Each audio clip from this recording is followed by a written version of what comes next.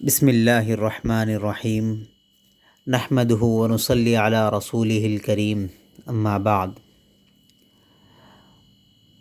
قابل احترام بزرگوں اور عزیز ساتھیوں، سامعین کرام و سامعات،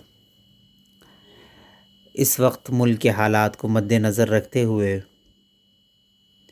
ایک تو وبائی مرض جو گردش کر رہا ہے اور اس کے دوبارہ عروج پر ہونے کی اطلاعات، اور پھر ملک کے تجارتی حالات، اور اسی طریقے سے شہر حیدرآباد کے الیکشن کے نتائج اور حکومت کی پالیسیوں کو مد نظر رکھتے ہوئے سارے مسلمان پریشان اور غم زدہ ہیں۔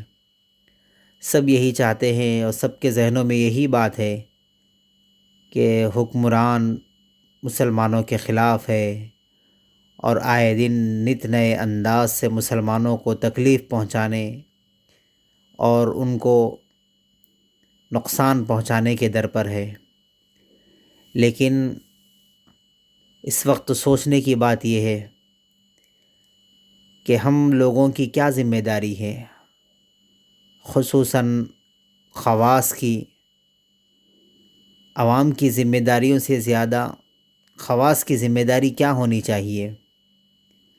میں علاقے کا بڑا ہوں، میں حافظ ہوں، میں عالم ہوں، میں خطیب ہوں، میں ذمہ دار ہوں، میرے ماتحت کئی لوگ ہیں جو میری بات کو سنتے ہیں۔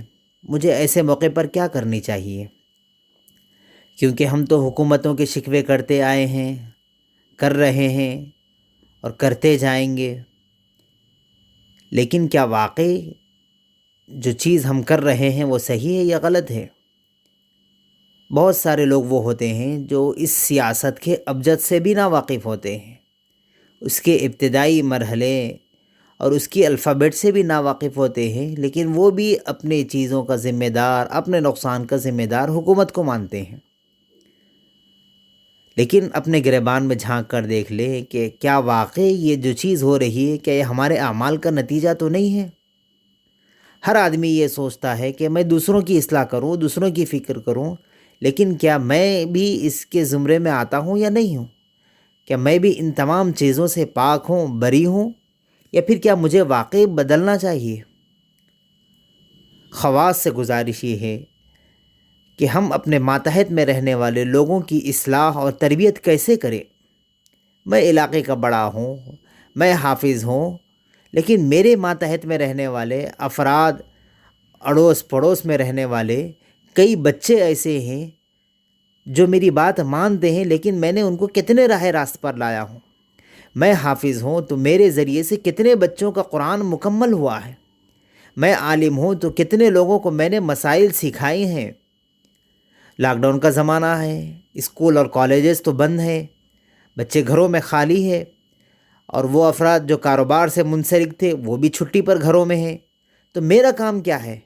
میں ان لوگوں کی اصلاح کیسے کروں اور میں کہاں تک ان کو سیدھے راستے پر لاؤں؟ یہ میری کوشش ہونی چاہیے۔ خواص سے گزارش ہے کہ یہ کام کریں۔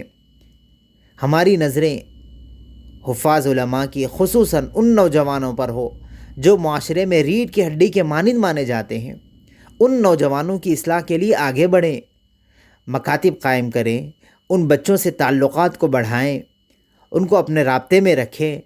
چھوٹے چھوٹے مسائل، ایسے مسائل، پاکی اور ناپاکی کے مسائل ان لوگوں کو نہیں معلوم ہوتے ہیں۔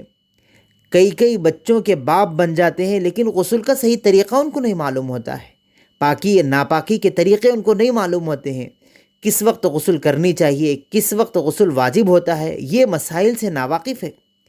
اور بعض مسائل تو ایسے پیچیدہ ہوتے ہیں کہ نوجوان ان کو معلوم کرنے کے لیے بھی شرماتے ہیں۔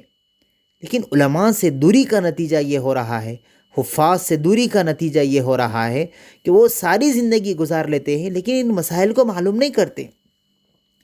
اور پھر علاقے کے بڑے ذمہ دار، کسی ایک یوتھ کے ذمہ دار، کوئی ایک پارٹی کے ذمہ دار، کسی ایک نوجوانوں کے ایک کمیٹی کے ذمہ دار جو ہوتے ہیں، ان کو چاہیے کہ اپنے ماتحت میں رہنے والے نوجوانوں کو ایسی جگہوں پر بھیجیں، وہ کوئی ایسا انتظام کریں کہ ایک آدھ گھنٹہ کسی علاقے کے عالم کو بلائیں، کسی حافظ کو اپنے رابطے میں رکھیں، بچوں کے لیے قرآن کریم کی تعلیم کا اہتمام کروائیں۔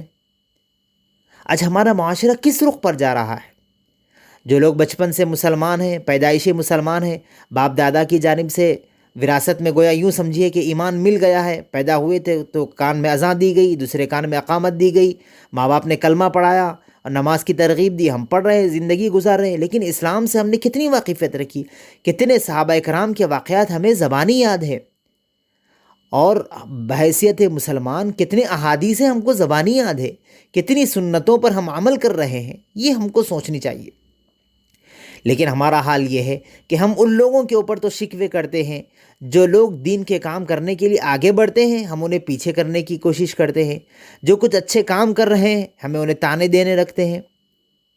حالیہ چند دن پہلے کا واقعہ ہے کہ ایک فلمی اداکار جنہوں نے شو پیس کو چھوڑا، فلمی دنیا کو چھوڑا، اور اس نے سکون اور راحت کو اسلامی تعلیمات کے پڑھنے کے بعد حاصل کیا، وہ اپنی تمام زندگی کو چھوڑ کر ایک عالم دین سے نکاح کر لی۔ کئی لوگوں کے تذکرے، تبصرے، بیانات، تحریری شکلیں، تقریری شکلیں یہ آ رہی ہیں کہ ان کو کیا ضرورت تھی کہ انہوں نے اس طریقے کی تصویریں اپلوڈ کی ہیں واٹس ایپ پر، فیس بک پر اور انسٹاگرام پر، کیا ضرورت تھی اس طریقے کے، اور یہ غلط کام ہے، یہ گناہ کا کام ہے، یہ فلاں کام ہے، یہ فلاں کام۔ لیکن ان کے خاوند جو عالم ہے انہوں نے تفصیل سے بذریعہ موبائل فون پر کہا کہ دیکھیے جس لڑکی سے میں نے نکاح کیا ہے وہ ایک فلمی دنیا کو چھوڑ کر آئی، لاکھوں کے اس کو چاہنے والے ہیں، اس کے سبسکرائبر لاکھوں کی تعداد میں ہیں، وہ آپ یہ چاہتے ہیں کہ وہ 10 دن میں ساری چیزوں کو چھوڑ کر اللہ والی بن جائیں، پردے کے اندر آ جائیں؟ یہ بالکل ناممکن بات ہے۔ جس نے اپنی زندگی کے 28 سال 30 سال ایک فلمی دنیا میں گزاری ہے، وہ 10 دن کے اندر ساری چیزیں چھوڑ دے، یہ بہت مشکل کام ہے۔ لیکن ہمارا خیال یہ ہوتا ہے کہ جیسے وہ فلمی دنیا کو چھوڑ دے بس وہ ولیہ بن جائیں، متقیہ بن جائیں، گھر کے اندر قید ہو جائیں، یا پھر اس طریقے کی فلانی باتیں ایسی کرتی ہیں کہ گویا وہ اس کے لیے بھی مشکل ہے۔ ایک بہت خوشخبری کی بات ایک اور یہ ہوگی کہ ابھی ایک آدھ گھنٹہ پہلے کی بات ہے کہ فلمی دنیا کی ایک اور اداکارہ زینب جمیل، جس کا پورا نام زینب فاطمہ جمیل بتایا جا رہا ہے، اس نے بھی ساری چیزوں کو چھوڑ کر وہ پھر اسلامی تعلیمات کو حاصل کر رہی ہے۔ ہم کو چاہیے کہ ایسے لوگوں کی ہمت افزائی کرے، بلکہ ان لوگوں سے دعائیں کروائیں، کیونکہ فرمایا یہ گیا ہے کہ جو لوگ سچی توبہ کرتے ہیں اللہ تبارک و تعالیٰ ان کے گناہوں کو ایسے معاف کر دیتے ہیں جیسے وہ ماں کے پیٹ سے ابھی پیدا ہوئے۔ جو ماں کے پیٹ سے ابھی پیدا ہوئے اس کے نام اعمال میں کوئی گناہ ہی نہیں ہے، تو ہم کو چاہیے کہ ایسے لوگوں سے دعائیں کروائیں کہ بھئی آپ ہمارے لیے دعا کریں کہ ہم تو زندگی گزارے ہیں، ہم تو نیک اعمال بھی کیے ہیں، پتہ نہیں وہ بھی قبول ہوئے یا نہیں ہوئے، ہم نے گناہیں بھی کی ہیں، آپ ہمارے لیے دعا کیجئے کہ اللہ ہمارے گناہوں کو معاف فرما دے، اور پھر ہم کو بھی ایسے نیک صالح اور متقی اور پرہیزگار بن کر زندگی گزارنے کی توفیق عطا فرمائے۔ یہ آپ ہمارے لیے دعائیں کریں، یہ کوششیں ہم ان کے ساتھ کریں، بجائے اس کے کہ آپ نے یہ کام کیا تھا ان کے گناہوں کو بتائیں۔ یہ دو مثالیں دے کر بتانے کا مقصد یہ ہے کہ ہمارے علاقے کے اندر، ہمارے معاشرے کے اندر کوئی افراد ایسے ہوں جس کو دیکھ کر ظاہری طور پر یہ معلوم ہوتا ہے کہ اس نے یہ گناہ کیے ہیں، یہ گناہ کیے ہیں، تو ہم کو چاہیے کہ ان کے گناہوں کو نظر انداز کریں، ان کی اچھائیوں کو مد نظر رکھتے ہوئے ان سے دعائیں کروائیں، دعاؤں کی درخواست کریں، اور پھر ایسے لوگوں کو آگے بڑھائیں۔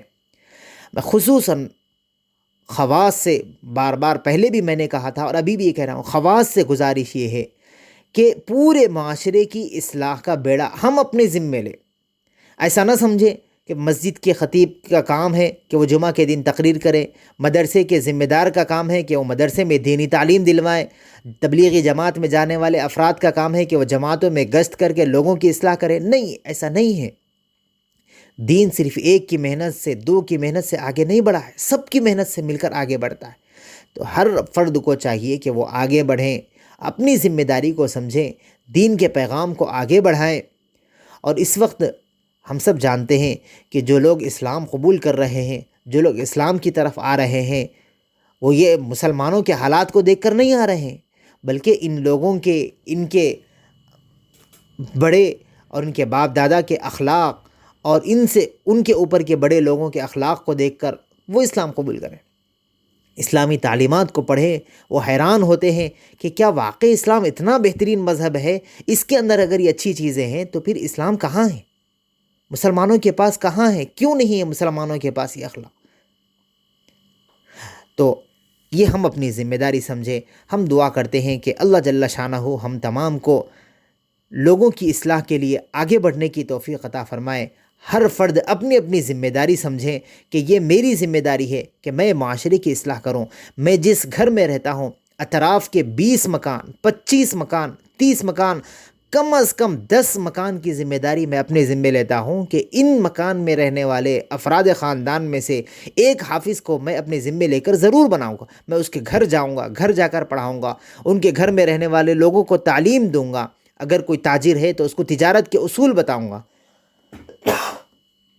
اگر کوئی کاروبار کرنے والا ہے تو کاروبار کے اصول بتاؤں گا، اگر کوئی طالب علم ہے تو کس طریقے سے پڑھا جاتا ہے یہ بتاؤں گا، اگر کوئی استاد ہے تو کس طریقے سے پڑھایا جاتا ہے یہ بتاؤں گا۔ یہ میری ذمہ داری۔ گھروں میں عورتیں ہیں تو حضرت عائشہ، حضرت فاطمہ، ام کلثوم، صحابیات، ان لوگوں کے واقعات بتاؤں گا۔ گھر میں کس طریقے سے رہا جاتا ہے، اولاد کی کیسے تربیت کی جاتی ہے، خاوند کی کس طریقے سے تربیت کی جاتی ہے، یہ میں سکھاؤں گا، یہ میں پڑھاؤں گا۔ میرے اطراف کے 10 گھر کی ذمہ داری میں لیتا ہوں۔ یہ ہم عہد کریں، ہم ارادہ کریں۔ اللہ سب کے ارادوں میں کامیابی عطا فرمائے، اور جو محنتیں کرنے کا ارادہ کیے ہیں اللہ ان کی محنتوں کو قبول فرمائے، اور سب کی، پورے معاشرے کی اصلاح فرمائے، پورے علاقے کی، پورے ڈسٹرکٹ کی، بلکہ پورے ہندوستان کی، بلکہ پورے امت مسلمہ کی حفاظت اور ان کے دین کی حفاظت کی جو لوگ ذمہ داری لے ہیں، جو لوگ کام کر رہے ہیں، اللہ ان سب کی محنتوں کو قبول فرمائے۔ وآخر دعوانا ان الحمد للہ رب العالمین۔